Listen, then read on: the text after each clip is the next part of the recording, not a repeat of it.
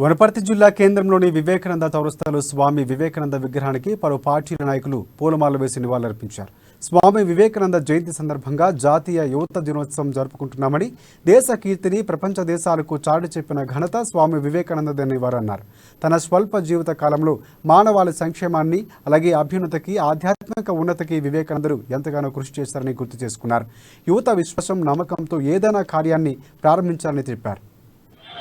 దేశం కోసం, ధర్మం కోసం, భారతదేశ ఔన్నత్యాన్ని, భారతీయ తత్వాన్ని, హిందూ ధర్మాన్ని ప్రపంచ నలుమూలలా చాటి చెప్పిన మహనీయులు స్వామి వివేకానంద జయంతిని పురస్కరించుకొని ఈరోజు జాతీయ యువజన దినోత్సవం జరుపుకోవడం చాలా గర్వకారణం.